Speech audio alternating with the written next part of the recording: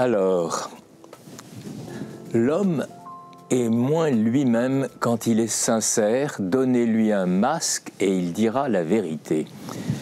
Ah oui, là je reconnais bien Oscar Wilde, puisque c'est quelque chose qui est parfaitement réversible. On pourrait dire l'homme est davantage lui-même dès qu'il est insincère. Donnez-lui un masque et il dira la vérité. C'est toujours ça qui me gêne un peu chez Wilde, c'est que le paradoxe tourne toujours à l'envers. Cela dit, ça me fait penser à quelque chose. À Venise, lors des fameux bals, les gens mettaient des masques pour être reconnus. Donc, l'aphorisme de Wilde n'est pas faux. N'est pas faux. Voilà.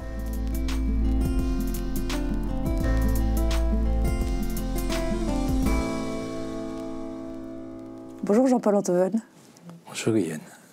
Merci de nous avoir rejoint au Figaro pour présenter votre dernier livre. Je me retournerai souvent, c'est le 12e livre publié chez Grasset.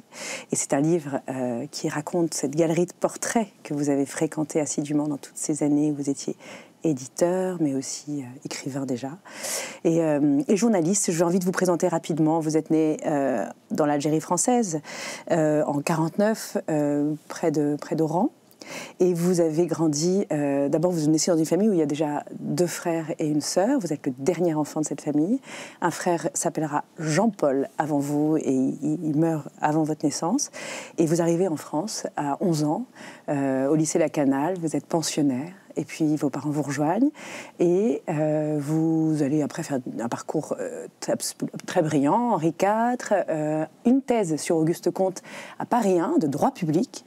Et puis vous commencez à travailler probablement pour devenir professeur d'université, mais très vite les livres vous rattrapent et vous rejoignez la presse et la littérature, Hachette Livre, puis vous devenez directeur chez Grasset. Je vais aller très vite, vous avez 3 enfants de plusieurs femmes et vous êtes aujourd'hui devenu vraiment écrivain. Vous avez quitté Grasset, mais vous y restez un petit peu avec ces livres, parce que vous êtes un homme de fidélité. Il y a 3 figures que j'ai repérées dans votre biographie. C'est Pierre Nora, qui va être très important dans vos toutes jeunes années. C'est à lui que le livre est dédié. Et le livre est dédié à Pierre Nora. Jean Daniel, c'est grand homme de presse, et Bernard-Henri Lévy aussi, qui est ce grand ami que nous avons eu déjà la joie... Mon frère choisi. Voilà, votre frère choisi. On a eu la joie de recevoir ici déjà. Jean-Paul Antoven, est-ce que vous êtes prêt à passer dans la salle des cartes, comme dirait Philippe Solers? Oui. On va faire un petit questionnaire rapide. Allez-y. Pourquoi des œufs à la coque au Café de Flore depuis 40, 50 ans? Parce que j'adore la répétition. J'adore la répétition et je crois qu'il y a quelques centres du monde. Et dans mon monde, qui est assez petit finalement, le Flore est un des centres, oui. C'est comme ça. Et dans ce brouhaha d'une grande salle parisienne, oui. Un bistrot parisien, est-ce que quelque chose a changé? C'est pas un bistrot, c'est un théâtre. C'est un théâtre, donc je suis aux premières loges d'un théâtre. Il y a, à chaque instant, il y a un roman de Balzac qui est en train de s'écrire, il y a un poème, il y a une histoire d'amour tragique. Et parfois, la pièce est un peu ennuyeuse, non? Parfois, les gens sont au téléphone. Écoutez, oui, mais c'est intéressant. Ça fait un côté Beckett, les gens au téléphone qui ne parlent qu'à eux-mêmes. Et parfois même, j'ai surpris une fois quelqu'un qui était au téléphone et il m'avouait qu'il ne parlait à personne.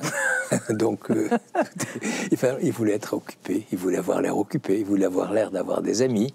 Donc, comme ces gens qui, dans les cocktails, marchent vite vers quelque chose qui en fait, est une porte de sortie. C'est Becbédé qui donnait comme conseil dans un cocktail de se déplacer toujours avec 2 verres. C'est-à-dire qu'on va rejoindre quelqu'un qu'on connaît comme ça. Ça prouve qu'on n'est pas seul. Dans votre livre, on voit beaucoup ces figures de solitude, d'écrivains qui sont dans leur cuisine et qui parlent.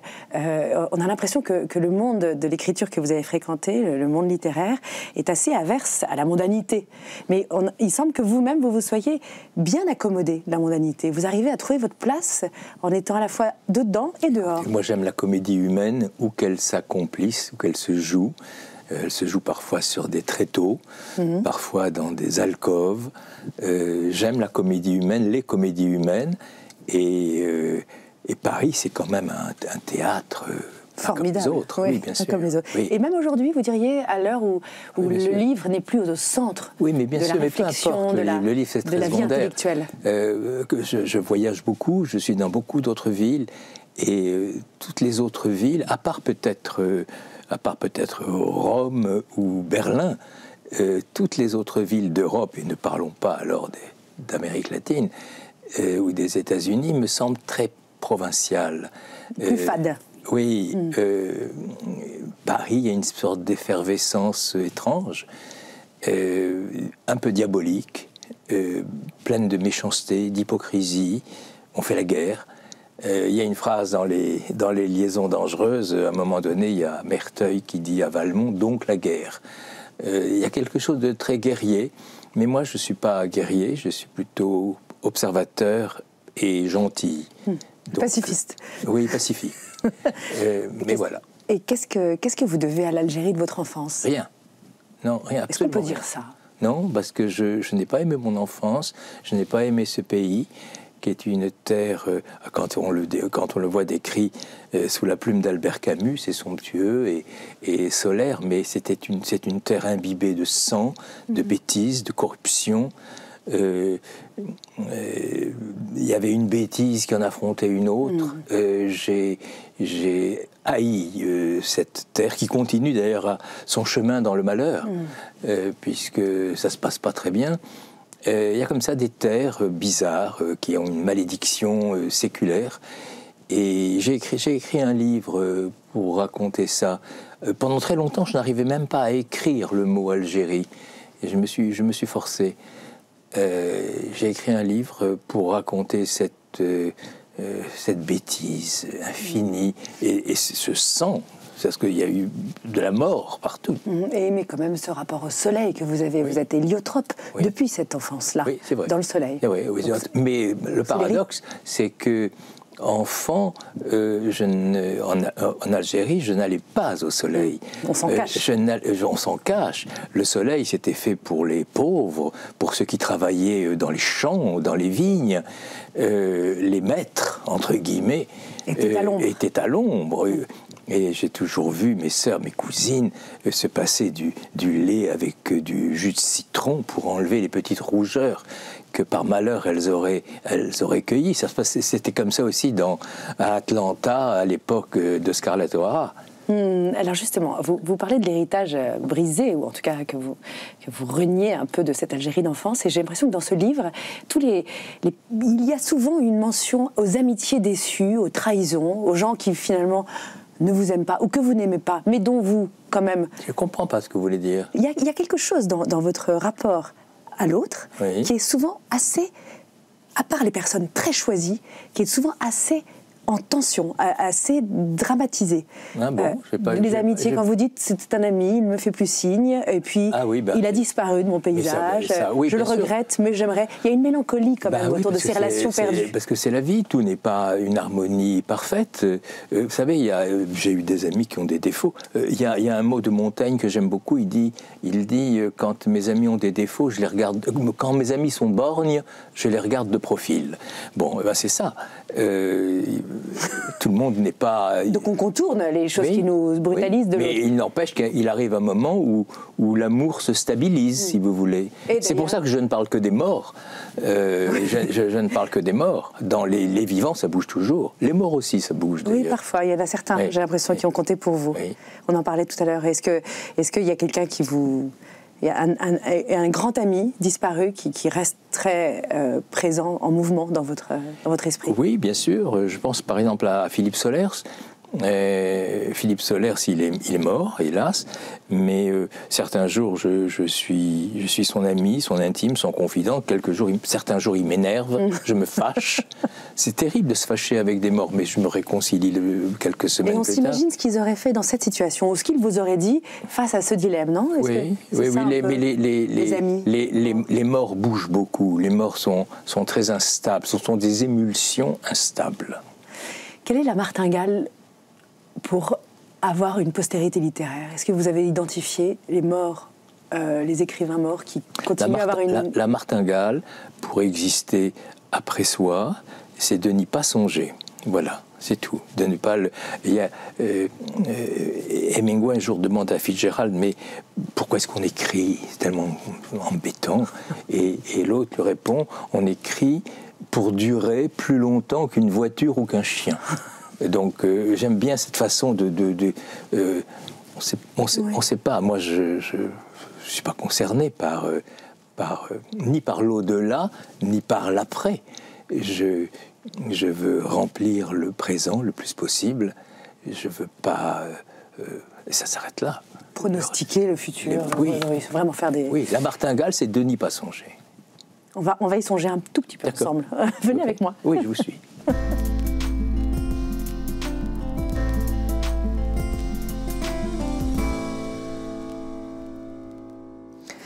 Jean-Paul Enthoven, j'ai lu votre dernier livre, mais j'avais lu quelques autres auparavant, et j'ai l'impression que vous êtes en train de composer une longue et grande œuvre. Tout se suit. On a l'impression que, finalement, cette galerie de portraits est un prétexte pour parler aussi de la résonance que ces personnalités ont eue sur vous. Vous parlez de portraits, je me permets de... C'est plutôt un autoportrait. Un autoportrait masqué, oui, de tous ces masques qui bougent en même temps. Voilà. On a l'impression que vous êtes en train de vous mêler à une grande, à une sorte de grand Olympe dans lequel des figures vous regardent avec bienveillance, d'autres vous réprouvent, et qu'à travers ça, vous vous racontez. Oui, mais je crois que il y a deux sortes de gens qui m'ont appris le peu que je sais de moi. C'est les écrivains et les femmes que j'ai aimées. Voilà. Ce sont les deux vrais miroirs qui m'ont renseigné sur moi.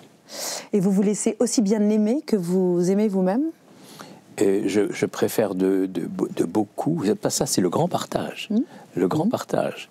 Moi, je préfère de beaucoup le risque de l'amour à la sécurité du être aimé. Je prends tous les risques dans cette affaire. Et vous prenez des notes.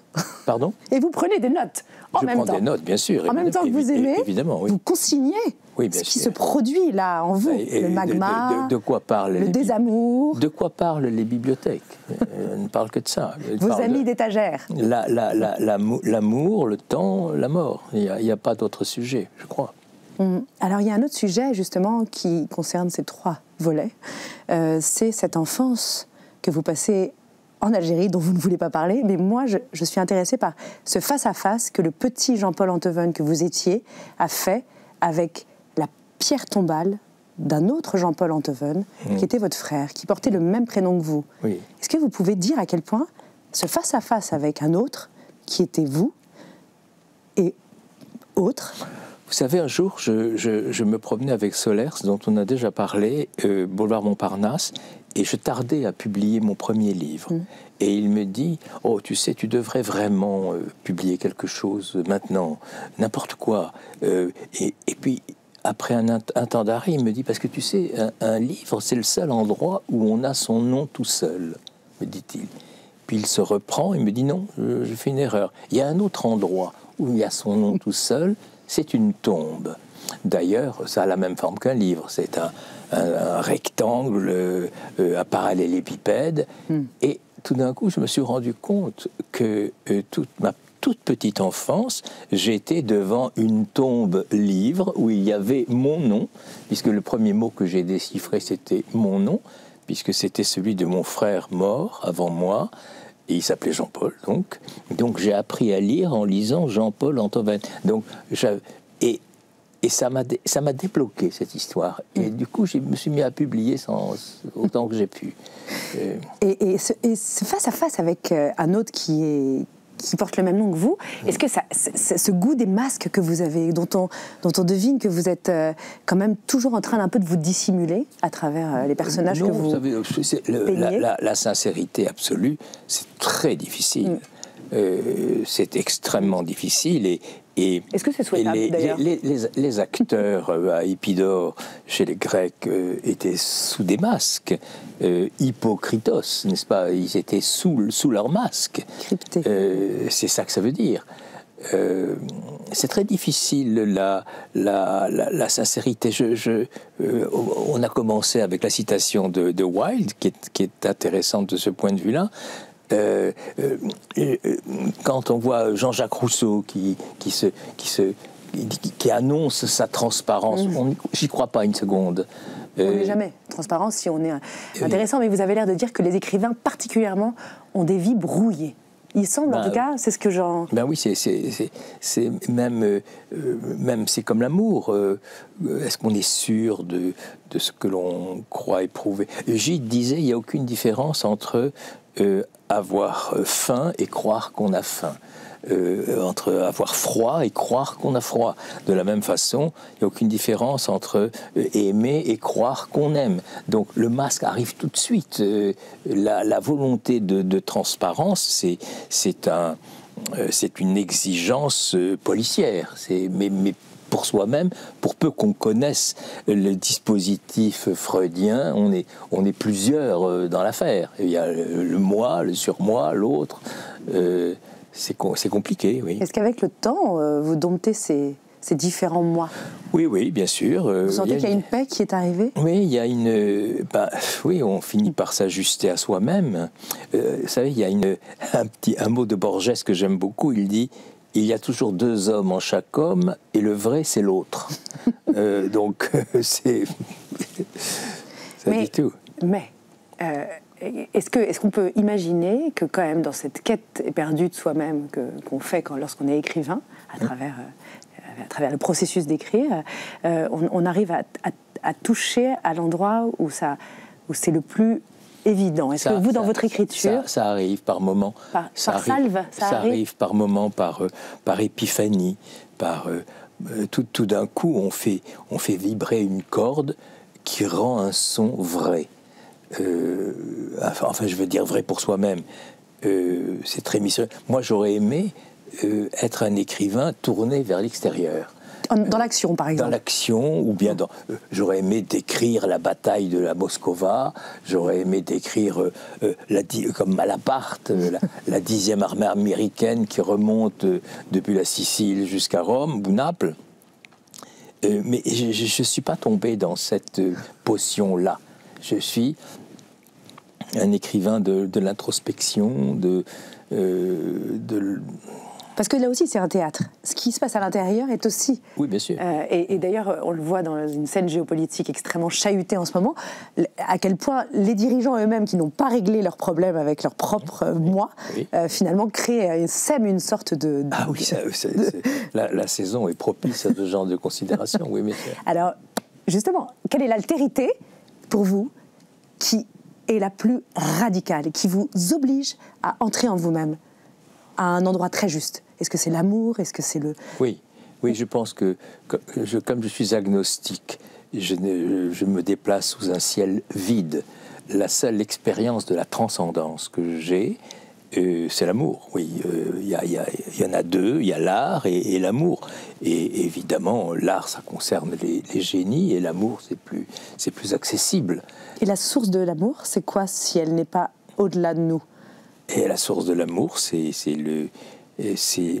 l'illusion de rencontrer quelqu'un qu'on connaît déjà. Voilà. De rencontrer pour la première fois quelqu'un qu'on connaît déjà. Il y a un mot merveilleux d'André Breton qui dit « L'amour, c'est quand on rencontre quelqu'un qui vous donne de vos nouvelles ». Et ça me semble vrai. Moi, je suis un amoureux perpétuel, n'est-ce pas? Donc, c'est comme ça que j'ai des informations sur moi-même. C'est cette résonance que vous allez chercher. Oui, bien sûr. Oui. Et il y a une personnalité qui survole et qui est présente dans tout le livre, qui est votre bien-aimé, que vous ne nommez pas. Oui, bien sûr. Vous avez des mots très doux à son sujet, à son égard. Oui. Et comment est-ce qu'on n'est pas jaloux? Comment vous n'êtes pas un homme jaloux? On sent que vous n'êtes pas jaloux.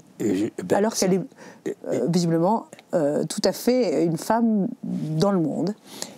Oui, pas jaloux. C'est-à-dire que je ne suis pas un homme jaloux dans le présent, ni même dans le futur. Je n'ai jamais peur d'être trahi, par exemple. Mais en revanche, je suis un jaloux du passé. Je ne supporte pas que les êtres que j'aime aient eu un passé où je n'étais pas. Ça m'est insupportable. Ça, c'est une maladie qu'on contracte quand on lit beaucoup Proust. C'est une maladie proustienne. Pour le présent, j'ai confiance en moi. Pour l'avenir, j'ai confiance en moi, jusqu'à un certain point, bien sûr. Et j'aime bien cette façon d'être. Je suis à l'aise là-dedans. Et comment se traduit cette jalousie du passé de l'autre? Vous le niez, vous ne voulez pas savoir? Je ne peux pas. Vous voulez rentrer dans ma... Oui, oui, je veux. Eh bien, non, ça ne passe pas par l'évitement, au contraire. Je veux tout savoir, et encore plus si c'est possible. Et j'aime la littérature qui travaille ses matériaux. Je trouve que la jalousie, surtout la jalousie rétrospective, c'est le plus beau cadeau qu'on puisse faire à un être aimé. Les gens qui considèrent la non-jalousie comme une vertu, ça me semble pathétique. Ou qui tombent comme des catapultes dans la vie de quelqu'un et qui en repartent aussi vite. Oui. Alors vous aimez... Oui, enfin j'aime. Ça absorber l'intégralité de... Il se trouve que la bien-aimée à laquelle vous faites cette aimable allusion, c'est tombé comme ça. Mais rassurez-vous, je n'ai pas ces relations d'intensité avec tout le monde. Là, vous dites autre chose d'intéressant. Dans ce livre, vous écrivez que être ami d'une personnalité très narcissique, finalement, est assez délicieux. Mais bien sûr. Puisqu'elle vous dit asperge de son amour d'elle-même. Non. C'est mieux que ça. Quand on aime quelqu'un de narcissique, et j'en sais quelque chose, on devient un morceau de lui, comme un bras ou une main. Donc, comme il s'adore, cette personne, elle adore son bras, sa main, et du coup, on profite de cet amour qu'ils se portent à eux-mêmes. Rien n'est pire que d'avoir un ami qui ne s'aime pas. Qui dit mais comment peut-il s'intéresser à moi? Je suis un être insipide, donc il doit être comme moi, il doit être insipide lui aussi. En revanche, les narcissiques vous prêtent des vertus que bien souvent on n'a pas.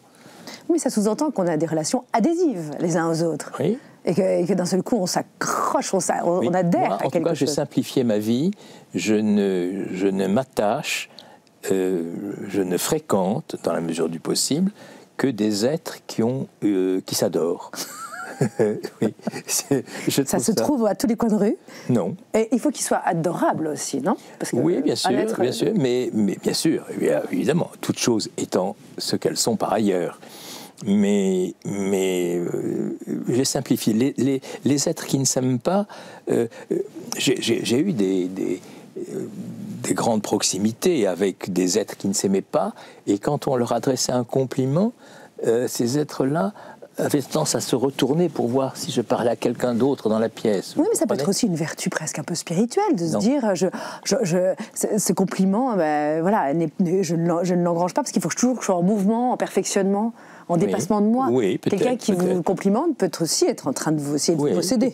On peut dire ça. En tout cas, moi, je suis très, très heureux avec les êtres qui s'adorent. Mais alors, je suis étonnée, parce que, imaginez, faites-moi le cadeau d'une petite fiction, là, de 2 secondes.